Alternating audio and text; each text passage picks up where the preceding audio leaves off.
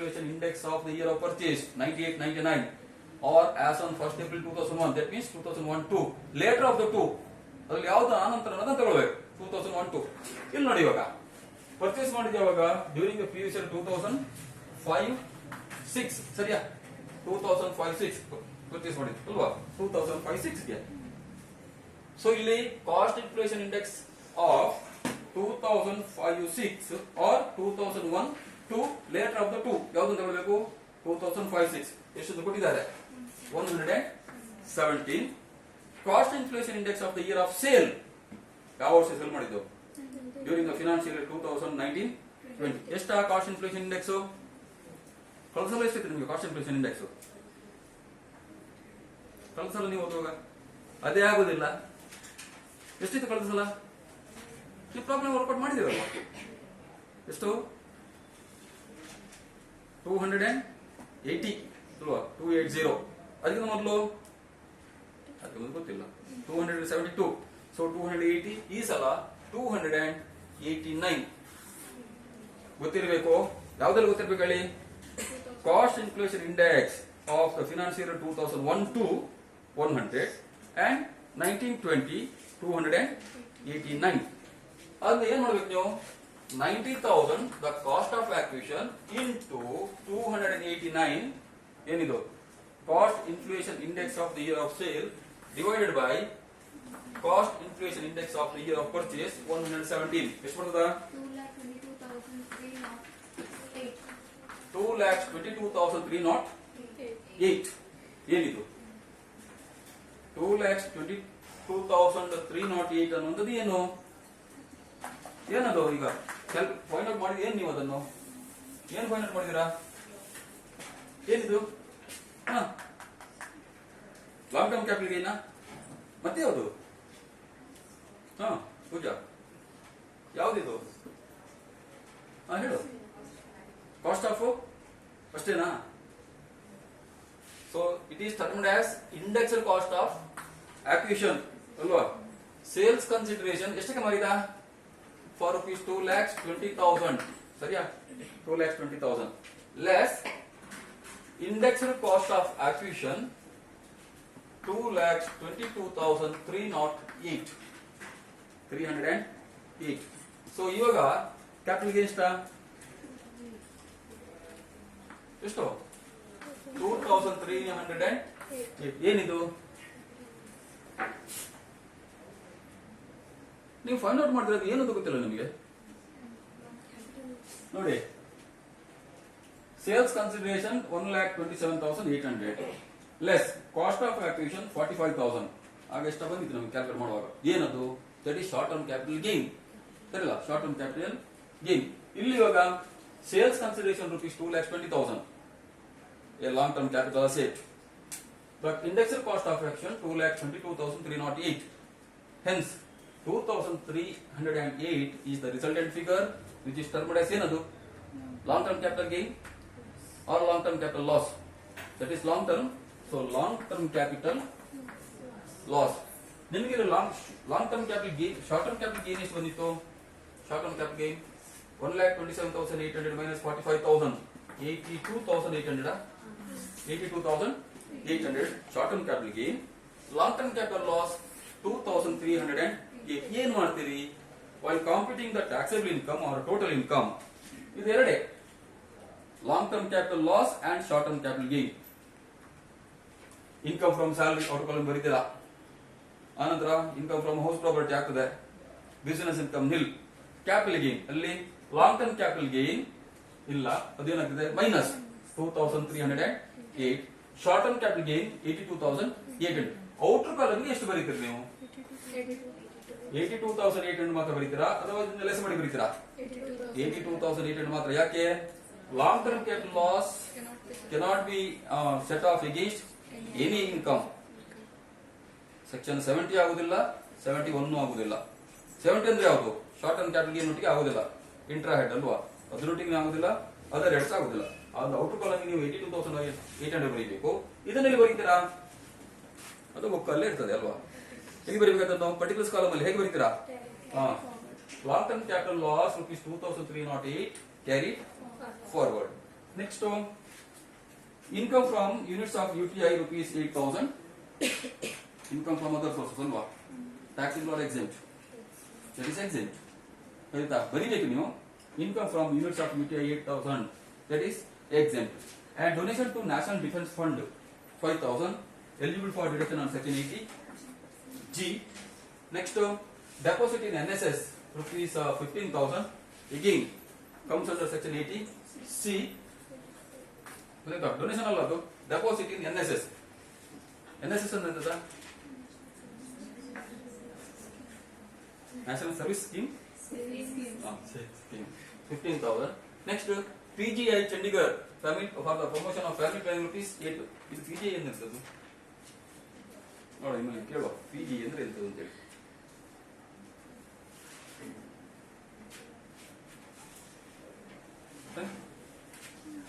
PGI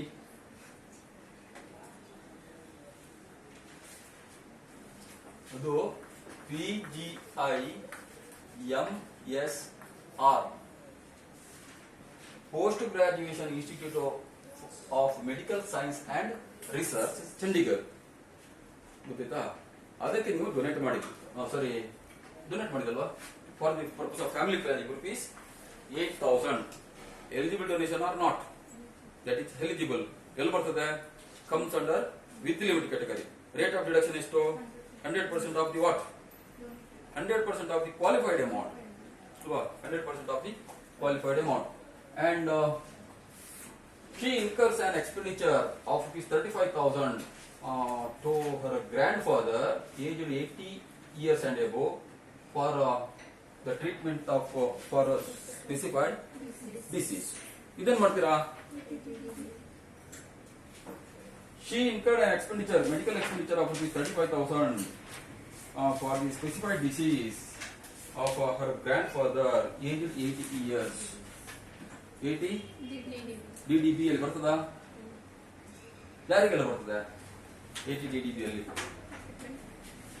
This expenditure of rupees 35,000 is not qualified for deduction under section 80 DDB.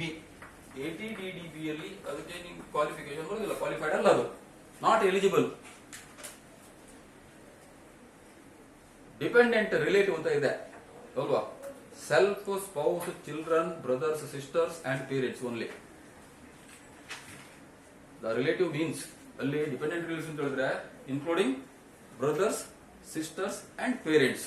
ಇದು parent ಅಲ್ಲ, ಇದೇನು grand father ಅಲ್ವಾ. ಅಲ್ಲ, the amount of deduction is not eligible allowed under section 80 DDB. ಗೊತ್ತಾಗ್ತದ?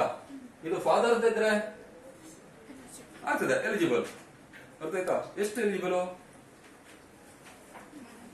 35,000 full eligible. ಯಾಕಂದ್ರೆ limitation ಅಲ್ಲಿ 1 lakh, ಸರಿ ಅಲ್ಲ, 1 lakh. ಗೊತ್ತಾಯ್ತಾ? ಸೊ ನೆಕ್ಸ್ಟ್ ಎಲ್ಲ ನಿಮ್ಗೆ ಕೇಳಿದ್ದು compute the tax liability, total income and tax liability. ಈಗ income from salary, computation of total income.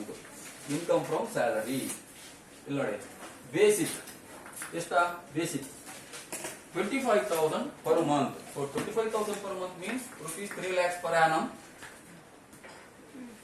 Next DA at rupees 10,000 per month, 1,20,000. Next, bonus equal to 4 months salary. ಎಷ್ಟು ಬರ್ತದೆ? rupees 1 lakh. So salary ಎಷ್ಟು ಕೊಟ್ಟಿದ್ದಾರೆ ಅಲ್ಲಿ? 25,000, 1 lakh. Next, entertainment allowance fully taxable 3,000 per month, ಅಂದ್ರೆ 36,000. And next ನಾವು consider ಮಾಡಬೇಕಾದ್ರೆ ಯಾವುದು? ಇದು ಇವಾಗ ಟೋಟಲ್ ಆಯ್ತು. ಆಕ್ಚುಲಿ ನಾನು ಇಲ್ಲಿ ಬರೀಬೇಕಿತ್ತು. ನೀವು ಇನ್ಕಮ್ ಫ್ರಮ್ ಸ್ಯಾಲರಿ ಫೈಂಡ್ ಮಾಡುವಾಗ ಔಟ್ ಕಾಲಮ್ ಎಷ್ಟು ಅಮೌಂಟ್ ಬರಬೇಕು? ಎಷ್ಟಲ್ಲಿ ಬರಬೇಕು? ಇನ್ಕಮ್ ಫ್ರಮ್ ಸ್ಯಾಲರಿ ಕಾಂಪ್ಯೂಟ್ ಮಾಡುವಾಗ ಒಂದು ಬೇಸಿಕ್ ಪ್ಲಸ್ ಅಲವೆನ್ಸಸ್ ಮಾಡಬಹುದು, ಅಥವಾ ಬೇಸಿಕ್ ಪ್ರತ್ಯೇಕ ತೋರಿಸಿ ಅಲವೆನ್ಸ್ ಬೇರೆ ತೋರಿಸಬಹುದು. ಬೇಸಿಕ್ ಪ್ಲಸ್ ಅಲವೆನ್ಸ್ ಒಂದು, ಆಮೇಲೆ PF ಗೆ ಸಂಬಂಧಪಟ್ಟದ್ದು ಒಂದು, ಆ ನಂತರ ನಿಮ್ಮ ಡೆತ್ ಕಮ್ ರಿಟೈರ್ಮೆಂಟ್ ಗ್ರಾಚ್ಯುಟಿ ಅಂತದಕ್ಕೆ ಸಂಬಂಧಪಟ್ಟದೊಂದು. ನೆಕ್ಸ್ಟ್ ಪರ್ಕ್ವಿಸಿಟ್ಸ್ ಗೊತ್ತಿತ್ತಾ, 4 ಗೊತ್ತಾಯ್ತಾ. ಕಾಂಪಿಟೇಷನ್ ಆಫ್ ಟ್ಯಾಕ್ಸೇಬಲ್ ಸ್ಯಾಲರಿ ಮಾಡುವಾಗ ಆ ನಂತರ ಗ್ರಾಸ್ ಸ್ಯಾಲರಿ ಬರ್ತದೆ, ಲೆಸ್ ಡಿಡಕ್ಷನ್ಸ್ ಇರಲಿ. ಸೊ ಇದೆಷ್ಟಾಗ್ತದಾ, 5,56,000. 5,56,000 ಏನಿದು, basic plus allowances. Next RPF contribution by the employer. RPF contribution by the employer in excess of 12% of salary. In excess of 12% of salary. ಇಲ್ಲಿ ನೋಡಿ, leave encashment ಮಾಡಿದ್ದು including DA. ಸರಿಯಾ, encashed 2 months leave including DA ಇದೆ. ಅದು ನಾವು ಏನು assumption ಮಾಡಬಹುದು ಅಂತ ಹೇಳಿದ್ರೆ, salary means basic plus DA. ಗೊತ್ತಾಯ್ತಾ, salary means basic plus DA ಅಂತ ನಾವು ತಗೊಳ್ಬಹುದು. ನೋಟ್ ಬರೀಬೇಕು ಲಾಸ್ಟ್ಗೆ. It is assumed that the salary ಅಥವಾ meaning of salary as basic plus DA. So RPF contribution 14% of salary. Salary ಎಷ್ಟು, 4,20,000 ಬೇಸಿಕ್ ಪ್ಲಸ್ DA. ಸೊ 4,20,000 ನ 14% 64,800. 58,800. 12% ಅಂದ್ರೆ ಎಷ್ಟಾಗ್ತದೆ ಅಂದ್ರೆ ಈಗ ಏನ್ ಬರೀಬೇಕು ನೀವು, RPF contribution by the employer in excess of 12%. 2% of this ಅಲ್ವಾ, ಇದ್ರದ್ದು 2% ಟ್ಯಾಕ್ಸೇಬಲ್. 8,400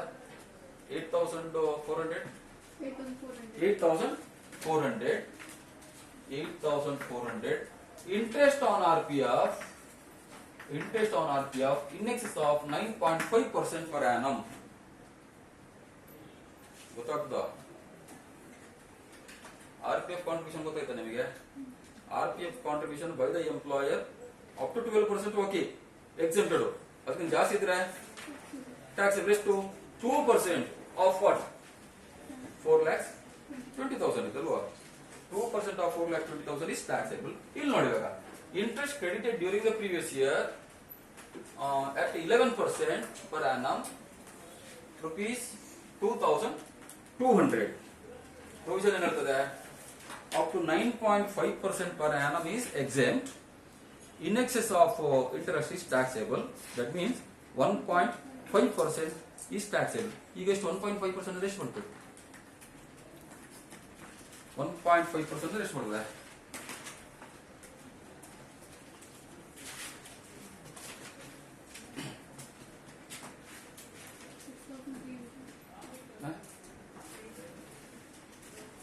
ಎಷ್ಟು ಬಂತ, 1.5% ಇಸ್ ಟ್ಯಾಕ್ಸೇಬಲ್ ಅಂತ ಹೇಳಿದೆ ನಾನು. ಎಷ್ಟು, 300. ನನ್ಗೆ ಗೊತ್ತಿಲ್ಲ ನೋಡಿ ಎಷ್ಟು ಹೇಳಿ.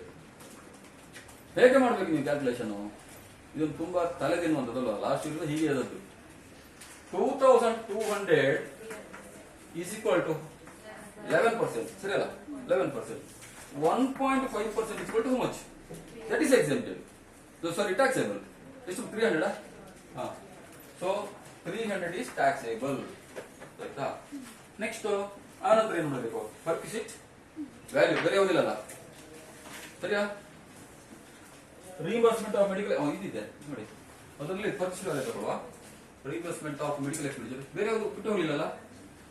ಎನ್ಕ್ಯಾಶ್ಮೆಂಟ್ ಆಯ್ತಾ, ಇಲ್ಲಲ್ಲ.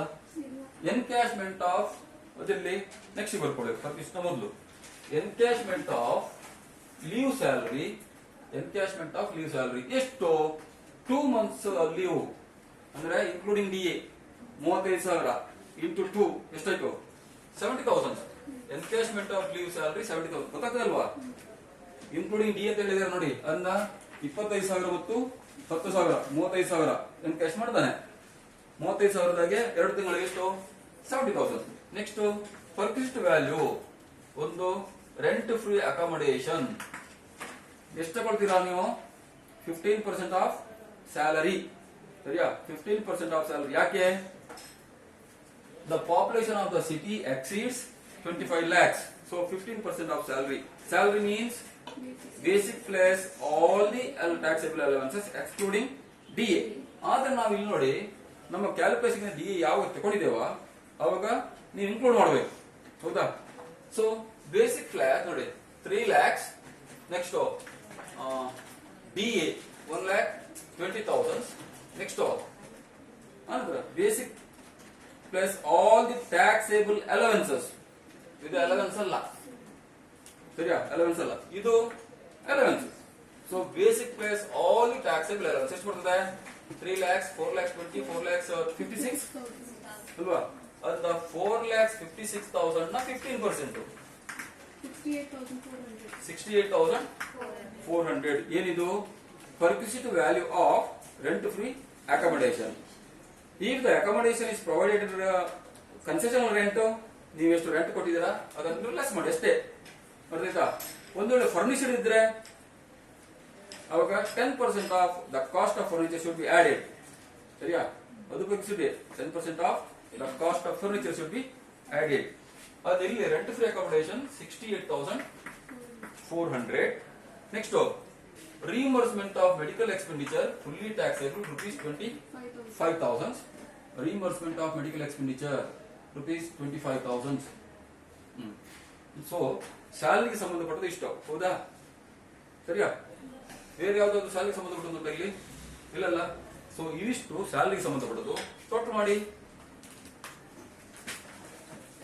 5,56,000, 8,400, 370, 68,400 and 25,000.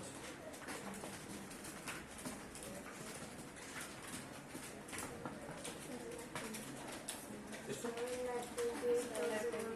7,28,100. 7,28,100 ಅನ್ನುವಂಥದ್ದು ವಾಟ್? ಏನದು ಈಗ? 7,28,100 ಬಂತಲ್ಲ ಇವಾಗ. ಅದಕ್ಕೆ ಏನ್ ಹೇಳ್ತೀರಿ ನೀವು? Taxable salary or gross salary? Gross salary basic plus allowance plus perquisites less deduction, ಅದು ಟ್ಯಾಕ್ಸೇಬಲ್ ಸ್ಯಾಲರಿ.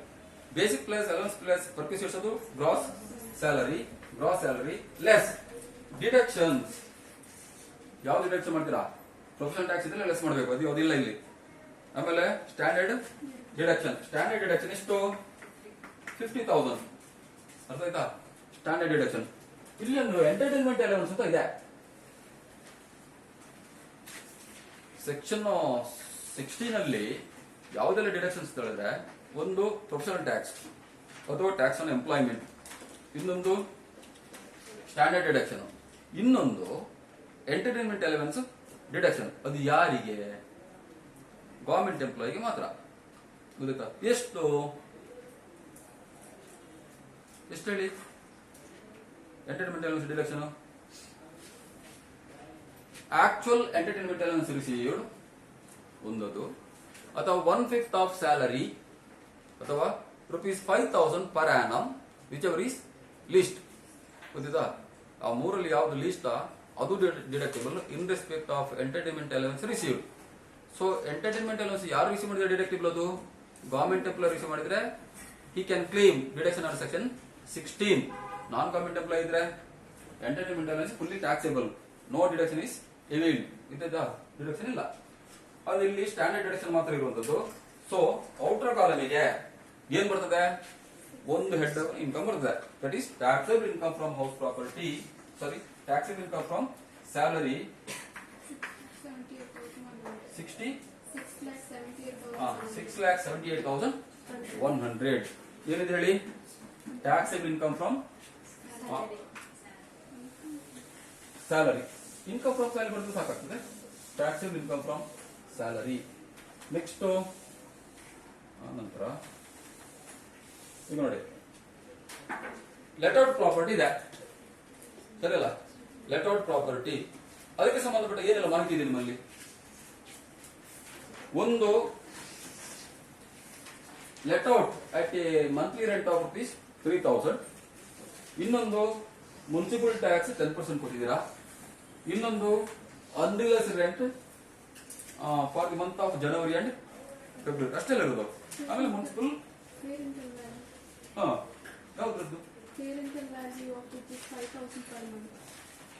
ಅದು ಯಾವ್ದ್ರದ್ದು ಅದು ರೆಂಟ್ ಫ್ರೀ ಅಕಾಮಡೇಷನ್ ಇದು ಲೆಟೌಟ್ ಪ್ರಾಪರ್ಟಿ ಇದು ಸೊ ಕಾಂಪಿಟೇಷನ್ ಮಾಡುವಾಗ ನೀವು ನೋಡಿ ಇನ್ಕಮ್ ಫ್ರಮ್ ಹೌಸ್ ಪ್ರಾಪರ್ಟಿ ಅದರಲ್ಲಿ ಎಕ್ಸ್ಪೆಕ್ಟೆಡ್ ರೆಂಟ್ ಇಷ್ಟ 3,000 ಅಲ್ಲ 36,000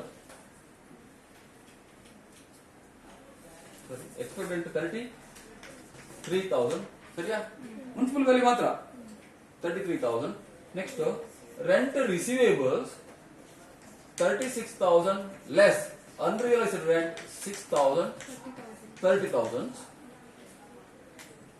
so whichever is highest is taken as gross annual value ಗೊತ್ತಾಯ್ತಾ ಗ್ರಾಸ್ ಆನ್ಯುವಲ್ ವ್ಯಾಲ್ಯೂ ಎಷ್ಟು ಕಳೆದ ವರ್ಷ ನೀವು ಓದಿದಾಗ ಎಷ್ಟಾಗಬೇಕಿತ್ತು 30,000 actual rent received is taken as gross annual value ಕಳೆದ ವರ್ಷ ಓದಿದ ಪ್ರಕಾರ ಈ ವರ್ಷ ಯಾವುದು highest that is taken as gross annual value and hence the gross annual value is rupees 33,000 gross annual value 33,000 less municipal tax 3,300 so 29,700 is the annual value 29,700 municipal taxes due the contract ಏನು ಮಾಡ್ತೀರಾ not deductible